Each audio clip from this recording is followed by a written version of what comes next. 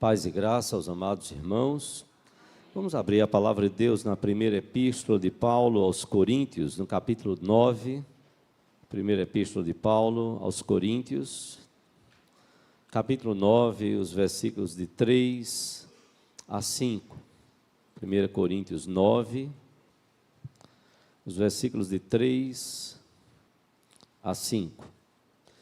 Neste dia, o dia do Senhor, como a Bíblia chama, o primeiro dia da semana, dia no qual o Senhor Jesus ressuscitou, e daí então a expressão, o dia do Senhor. Todos os dias são do Senhor, nós sabemos disso, todos os dias, todos eles. Não é um dia do Senhor e o resto a gente faz com ele o que a gente quer, não. Todos os dias são do Senhor, e em especial este primeiro dia, quando o Senhor Jesus ressuscitou. Nós celebramos e louvamos ao Senhor, como foi instituído também, mas não na Bíblia, e nós comemoramos a nossa nação no meio evangélico, né, o dia da Bíblia. E nós também celebramos, em junho de 1999, em uma reunião do Supremo Concílio da Igreja Presbiteriana do Brasil, e se não me falha a memória, esta reunião foi aqui no Recife, em junho de 1999, foi aprovada a proposta de uma criação de uma data para o dia da esposa do pastor presbiteriano. E ela ficou como sendo exatamente o segundo domingo de dezembro, no mesmo domingo do dia da Bíblia. E nós estamos hoje agradecendo a Deus por estas mulheres, pela esposa do pastor, ou dos pastores, não é? E eu quero trazer esse texto para a nossa reflexão nesta manhã, 1 Coríntios 9, os versículos de 3 a 5, se você pudesse colocar de pé. O apóstolo Paulo, ele nos diz: a minha defesa perante os que me interpelam, em relação àqueles que acusavam Paulo, estavam interrogando ele, é esta: não temos nós o direito de comer e beber, e também o de fazer-nos acompanhar de uma mulher irmã, como fazem os demais apóstolos e os irmãos do Senhor e Cefas? E para que a gente entenda que Paulo estava falando dele e de Barnabé, que ele começa o versículo 6 dizendo: ou somente eu e Barnabé não temos o direito de deixar de trabalhar. E ele estava falando do trabalho secular mesmo, como ele era um fazedor de tendas. Então Paulo aqui joga esta resposta e devolve com uma pergunta para aqueles que estavam arguindo Paulo, como que acusando num tribunal. Vamos pensar sobre isso. Eu quero convidar as nossas crianças à frente, vamos orar por elas, por nossas vidas. E eu quero convidar para fazer esta oração uma filha de esposa de pastor. Já que é o dia da esposa do pastor, quero convidar a nossa irmã Adelice, filha de pastor e filha de esposa de pastor, não é, para orar por estas esposas de pastores, orar também por nossas crianças e por nossas vidas, possamos receber a palavra do Senhor para os nossos corações. Oremos. Grandioso Deus, eterno Pai, graças te damos, ó Pai de amor, por mais este dia em nossas vidas, pelo despertar desse novo dia. Queremos te agradecer, Senhor, em especial, porque tivemos a oportunidade de estarmos à tua casa e estamos tendo, Senhor, o privilégio de podermos juntos, como congregação, entoar louvores ao teu nome. Queremos também, Senhor, te agradecer, porque nesta oportunidade estaremos ouvindo a tua palavra, que será ministrada nesse instante, Senhor. Fala aos nossos corações, traz ensinamento, que possamos, ó Deus, sair nesta manhã com conhecimento a ponto de nos tornarmos diferentes de como entramos. Te agradecemos pelas nossas crianças, te pedimos por esse momento de estudo, te agradecemos pelos professores que têm se dedicado a ministrar a tua palavra a eles, que eles possam continuar, Senhor, crescendo na graça e no conhecimento da tua palavra. Te agradecemos, Senhor, de modo especial pelas esposas de pastores, aqueles, Senhor, teus servos que, atendendo ao teu chamado, se dedicam ao ministério da pregação da tua palavra e suas esposas, Senhor. Tenho abençoado as suas vidas, acompanhando, sendo esposas amáveis e companheiras nesse ministério que muitas vezes é muito árduo. Que tu possa, ó Deus, cada dia mais abençoar cada uma delas, dando a elas, Senhor, também o que deseja o seu coração e que esteja de acordo com a tua boa, perfeita e sábia vontade. Te agradecemos, Senhor, pelo privilégio de nascermos em família cristã e especialmente filha de pastor, que nos deu, Senhor, a bênção de podermos conhecer de perto a tua palavra e caminhar contigo na congregação. Nós te louvamos e adoramos na beleza da tua santidade. E fazemos isso no nome precioso do teu Filho amado, Jesus Cristo. Amém. Podeis assentar-vos. Eu quero repetir o texto. A minha defesa perante os que me interpelam é esta: não temos nós o direito de comer e beber, e também o de fazer-nos acompanhar de uma mulher irmã, como fazem os demais apóstolos e os irmãos do Senhor e Cefas. Paulo escreveu, irmãos, esta epístola aos Coríntios, que era a igreja de Corinto, e que era uma igreja doente, uma igreja adoecida espiritualmente. Se você ler 1 e 2 Coríntios, você vai ver uma quantidade enorme de problemas sobre os quais Paulo trata. Vários. Divisões, brigas entre irmãos por preferências em relação aos líderes. Eu sou de Paulo, eu sou de Cefas, eu sou de Apolo, outros até, eu sou de Cristo. Irmãos que jogavam uns aos outros nos tribunais seculares romanos. Irmãos que brigavam entre si. Irmãos que não tinham o menor respeito em relação ao próprio culto, brigavam por causa dos dons diferentes, e uns se achavam melhores do que outros, até ao ponto, alguns até nem estavam mais crendo na ressurreição do Senhor Jesus Cristo. E de tantos e tantos problemas, até a ceia, vez por outra, nós lembramos daquele texto de 1 Coríntios 11, que Paulo diz: eu não louvo vocês por isso que eu vou ter que tratar sobre vocês, orientar vocês sobre a ceia, que até a ceia, isso não é a ceia do Senhor. Então, em tantos e tantos problemas, Paulo então escreve, e aqui especificamente ele faz uma defesa do apostolado dele, porque apesar dele ter começado a igreja, aquela igreja, ter servido aquela igreja por um bom tempo, Paulo então começou a ser visto por alguns começaram a dizer que Paulo não era apóstolo de Cristo, Paulo não era servo de Cristo, e o seu apostolado e pastorado começou a ser questionado pela própria igreja de Corinto, a falta de amor e respeito daquela igreja. Acusadores no meio da própria igreja que se levantaram contra o apóstolo Paulo. E então é por isso que Paulo, no versículo 3, ele diz: a minha defesa perante os que me interpelam. E interpelar aqui é uma expressão no grego de tribunais romanos.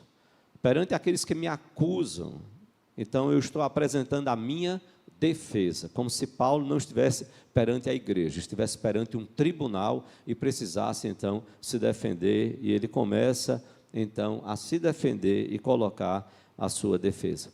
Dentre muitos pontos levantados por Paulo, ele fala do direito aqui ao sustento como pregador do Evangelho, por isso que ele usa essa expressão. Será que nós, e ele está se referindo a ele e Barnabé, será que nós não temos o direito de comer e beber, no sentido de que pudessem ser sustentados pela igreja? Ele vai defender isso nesse versículo 4, e depois então, a partir do versículo 6, ele vai prosseguir o restante do capítulo, mostrando então, e que apesar disso, ele terminou optando por fazer tendas, e ele terminou mesmo não querendo nenhum sustento daquela igreja que estava adoecida. De uma igreja doente, Paulo não quis. Aceitou a oferta da igreja de Filipos, que foi uma igreja que o sustentou e se preocupou muito com o ministério pastoral. E aí Paulo fala de algo interessante no versículo 5, que de repente isso pode passar um pouco desapercebido na expressão que ele usa aí.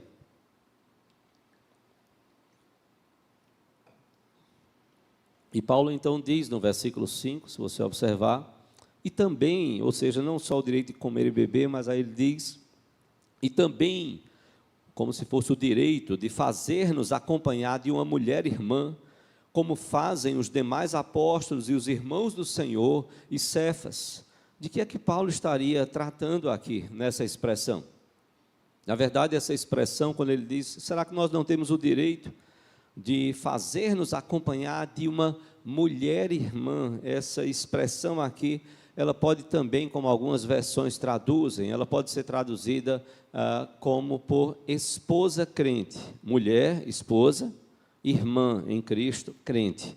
E Paulo então estaria dizendo, será que eu e Barnabé nós não temos o direito de termos também, acompanhando a gente, uma esposa crente que esteja nos ajudando no ministério? E a ideia de Paulo aqui também é a ideia de que não só ele, mas o casal pudesse então ter um sustento, que pudesse ampará-los no ministério, como se fosse ali um casal missionário. Essa é a defesa de Paulo. E Paulo diz, olha, isso já acontece com os apóstolos, ou seja, Paulo tinha notícia que as igrejas estavam sustentando os apóstolos e as esposas deles, ou seja, dando um sustento mínimo, digno ali, para eles poderem exercer o ministério para o qual foram chamados. Paulo diz também, isso não já acontece, eu sei que isso já acontece com os irmãos do Senhor. E aí, muito possivelmente, ele está se referindo a Tiago e Judas, não Judas Iscariotes, mas Judas que escreveu a epístola. Ele disse, eu sei que isso está acontecendo com eles, com os demais apóstolos, e para ser bem específico, com Tiago e Judas, e para ser mais específico ainda, com Pedro, com o apóstolo Pedro. Então, por isso, e que era casado, a Bíblia fala que Jesus curou a sogra de Pedro, lá em Mateus 8,14. Então, Paulo está dizendo, olha, eu sei que isso já acontece com todos esses aí. Será que eu e Barnabé, nós não podemos ter também esse cuidado? Veja, Paulo não estava aqui preocupado em defender que ele e Barnabé pudessem ter esposa, casarem-se, porque isso já era pacífico. Isso não era problema, que o apóstolo, líderes da igreja, presbíteros, isso já era normal, o casamento era abençoado, sim. O celibato, ele só foi obrigatório pela Igreja Católica Romana só a partir do século XII, nos dois concílios, chamados os concílios de Latrão, em 1123 e 1139 depois de Cristo, apesar de que lá pelo século 3, 4, da nossa era, já começou a haver ruídos nesse sentido, de que os líderes deveriam ser solteiros, celibatários, não casados. Apesar de tudo isso, mas só nestes dois concílios de Latrão, 123, 139 depois de Cristo, é que isso ficou sacramentado, que os sacerdotes não poderiam mais se casar. Mas até esta data, até o século XII, era normal que sacerdotes casassem e tivessem então a esposa, cada sacerdote e a sua esposa. Isso era normal. Como Paulo então aqui também defende que os apóstolos tinham as suas esposas, isso era normal. E nós não temos como garantir que Paulo foi casado, mas é possível que ele tenha sido, sim. Nós não sabemos se depois que ele foi convertido a Cristo, se a esposa dele abandonou, por eles naturalmente poderem ser de origem, ele já era judeu, a gente não sabe se ele era casado, portanto não sabemos se a esposa era judia. E com a conversão dele, ela pode ter dito, não, eu não vou lhe acompanhar, eu vou continuar com o povo judeu e eu não vou ser cristã, e então a gente se separa aqui e você segue seu caminho. É possível. Podia ser também que ele estivesse ali como viúvo, nessa situação, também é possível, nós não temos como afirmar, porque a Bíblia não deixa isso claro. Mas Paulo estava aqui defendendo o sustento do casal em missão. Mas com tudo isso, o que eu quero chamar a sua atenção é o cuidado e a preocupação de Paulo, não só com o pastor, mas com a esposa. Quando falei do sustento digno para o pastor manter o seu lar, eu não estou aqui defendendo que a igreja tenha um salário para a esposa, não. Mas era a preocupação de Paulo que a igreja de Corinto investisse no casal, dando um sustento digno a ele, Paulo, e a Barnabé, a fim de que ele pudesse cuidar dignamente de sua família. Quando namorei Solange, desde cedo ela trabalhou, não se engane pela genética, A genética foi muito benéfica para ela, não tanto para mim, tá certo? O pessoal diz, mas tão novinha, tudo. De fato, ela já é aposentada do Estado, trabalha ainda na Prefeitura do Recife, onde é coordenadora, e pela graça e misericórdia de Deus e capacitação de Deus, entendemos assim, que Deus abriu portas e serve ao Senhor, como tem servido a muitas pessoas e ajudado pessoas crentes e não crentes na função que desempenha como coordenadora na Prefeitura do Recife, na área de educação. Mas é entender que é preciso cuidado com a esposa, o cuidado que como igreja nós podemos ter, que vai além desse cuidado até mesmo material. Como eu disse, não estou defendendo salário para esposas de pastores, mas eu estou dizendo que nós precisamos cuidar. É o cuidado, é o respeito, é a valorização, é o apoio, é a amizade sincera e desinteressada, é a consideração para com a mulher que Deus colocou, para dividir, ou as mulheres que Deus colocou, para dividir o ministério e a carga daqueles que Deus colocou como pastores da igreja. Uma igreja saudável, ela abençoa toda a família pastoral. Ela não é bênção só na vida do pastor, ela é bênção na vida da esposa do pastor, ela é bênção na vida dos filhos de pastores. Uma igreja saudável, ela abençoa toda a família. Nós criamos as filhas sempre dizendo, vocês não são filhas de pastor, vocês são filhas de Petrônio e Solange. Cada um trouxe sua malinha das suas famílias e juntou essas duas malinhas. Então nós vamos educar vocês como se nós não tivéssemos função de pastor na igreja. Nós vamos educar vocês à luz da palavra. Por isso que elas nunca aceitaram que nenhuma cobrança viesse no seguinte título: você é filha de pastor. Isso aconteceu há muitos e muitos anos aqui. Damaris era adolescente e uma filha de pastor chegou para ela e disse, você tem que fazer porque você é filha de pastor. E eu louvo a Deus, porque ela olhou com muita serenidade, ela disse, eu não tenho que fazer porque eu sou filha de pastor. Todos os cristãos têm que fazer isso que você está falando, porque é o que a Bíblia diz. Eu não tenho que fazer porque sou filha de pastor. Como nós precisamos cuidar, e às vezes o coração das esposas de pastores nem sempre são tão bem compreendidos, apoiados e cuidados. Nós louvamos a Deus por essa igreja, pela bênção que essa igreja tem sido na nossa família. Há pouco tempo ouvi falar de uma esposa de pastor que ela disse para o pastor, siga seu caminho, você não é culpado, você não descuidou de mim, mas eu não aguento mais. Eu estou me separando de você. Eu estou pedindo divórcio. Eu não aguento. Eu não quero ser esposa de pastor. Isso é muito triste. Já compartilhei aqui quando fomos em algumas viagens, divulgando o livro, Família, graças a Deus, 50 dias de oração pela família. Já compartilhei aqui quando em janeiro deste ano, nós fomos procurados à parte por um pastor missionário de fora, da Europa, mas que veio morar aqui, casou-se com uma brasileira, teve 4 filhos, e ela pediu divórcio. E ele, muito tristemente, ele estava ali testemunhando e dizendo, minha esposa pediu divórcio depois de 18 anos de casado.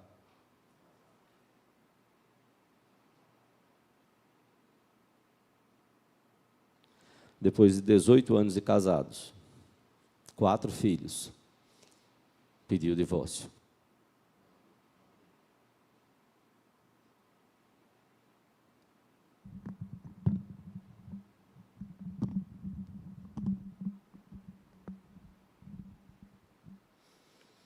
Pode ser a pilha que está acabando, viu? Já tentamos ali.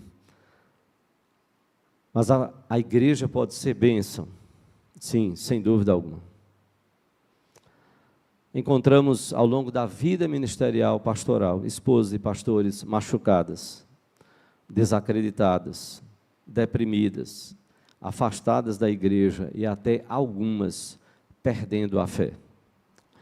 Sherry Thomas, esposa de um pastor dos Estados Unidos, escreveu um artigo intitulado 10 coisas que a esposa do seu pastor quer que você saiba. 10 coisas que a esposa do seu pastor quer que você saiba. No sentido de entender e respeitando que a esposa do pastor, primeiro, ela tem a sua personalidade. Ela não é um apêndice, nem um robô do pastor, podendo ter visões e opiniões diferentes dele. Ela tem um chamado. Segundo, ela tem um chamado, uma vocação dada e determinada pelo Espírito Santo, como todo cristão, e não pelo pastor ou pelos membros da igreja. Terceiro, a esposa de pastor pode passar por dificuldades financeiras, como qualquer ser humano. Quarto, a esposa de pastor compartilha o seu marido com toda a igreja, precisando ser respeitada quando ela requer dele tempo para ela e para a família. Quinto, ela é prejudicada por fofocas, sendo ferida por línguas ferinas, que estejam fazendo até comentário, ainda que seja verdadeiro, e pior ainda se forem mentiras a seu respeito, a respeito dela. Sexto, a esposa de pastor vive por vezes ela vive sob expectativas irreais dos outros e de si mesma, como se ela fosse uma mulher maravilha e tivesse que ser perfeita a partir das cobranças dos outros. Sétimo, às vezes ela encontra amizades difíceis na igreja e às vezes nem as tem, pelos membros serem amigos do pastor pela função que ele ocupa. Oitavo, a esposa de pastor é prejudicada por críticas feitas ao marido.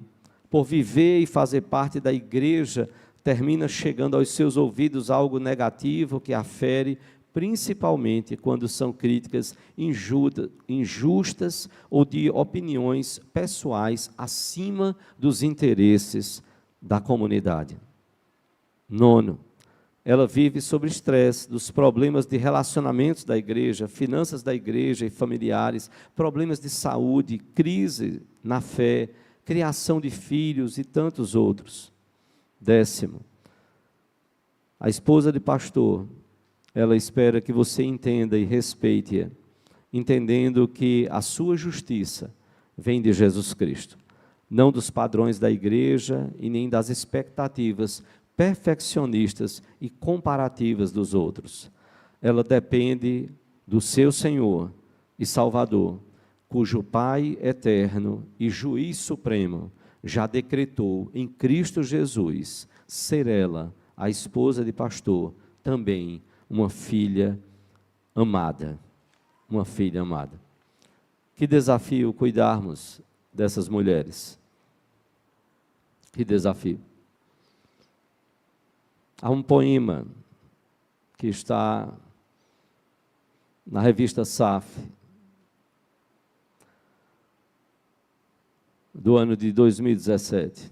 Eu achei bonito, singelo e bonito. Acompanhando o esposo sobre a esposa de pastor. Esposa de pastor é o título. Acompanhando o esposo em suas lides, aqui, ali, além, onde Deus quer. A esposa do pastor é uma mulher forte, um verdadeiro exemplo de mulher. Ela é aquela que ora, canta, vive, espalhando entre os crentes a esperança.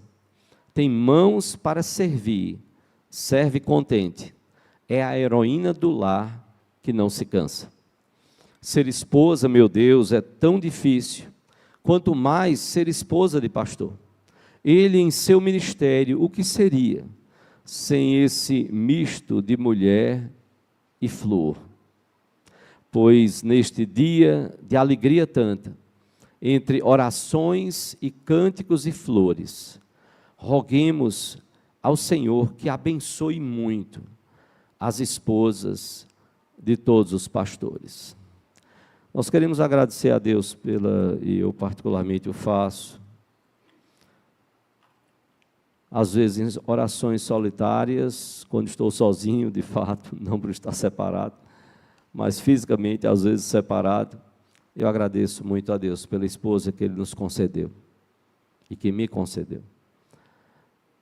Agradecer a Deus pela vida de Solange, pela vida de Deise, esposa do pastor Luizinho, pela vida de Viviane, filha de Jada e Carla, esposa do pastor Rodrigo, pela vida de Vitória, filha de José Carlos e Maria Lúcia, esposa do pastor Denilson, e, se Deus permitir, pela vida de Ellen também, quando assim o for, esposa do seminarista Yuri, se Deus então permitir que ele possa ser ordenado para o ministério pastoral, filha de Hélio Codeceira.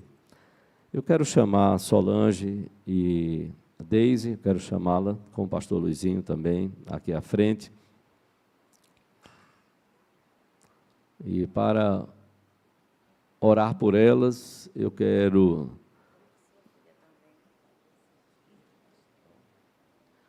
sim, realmente, ela lembrou bem, lembrar de Samara. João Vitor está aí para terminar em maio do próximo ano, não é? Estão distantes, está para terminar o curso, e, se Deus permitir, ser ordenado também pastor, não é? Eu quero chamar aqui à frente uma mãe de esposa de pastor. Eu quero chamar a Carla Lima para orar por essas mulheres, não é? Que Deus esteja... Porque aí é de mãe para filha, né?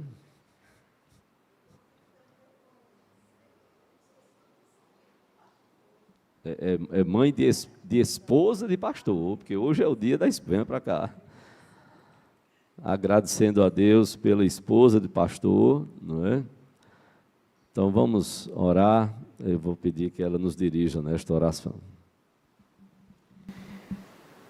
Senhor Deus e Pai, nós te louvamos, Senhor Deus, pelo privilégio de te servir. Te louvamos, Senhor Deus, pelo privilégio de sermos teus filhos, Senhor. Queremos nesse momento te agradecer, Senhor Deus, pela esposa dos pastores que conhecemos, dos pastores que estão espalhados, Senhor Deus, pelos campos do nosso Brasil, pelo mundo, Senhor Deus. Te louvamos, Senhor Deus, porque os pastores foram chamados para te servir. E, em especial, queremos te louvar e te agradecer e te pedir, Senhor Deus, pela esposa dos pastores. Essas mulheres, Senhor Deus, que, assim como foi dito hoje, são mulheres que precisam ser fortes, que precisam ser corajosas, que precisam entender, Senhor Deus, que foram chamadas para te servir através do ministério dos seus esposos.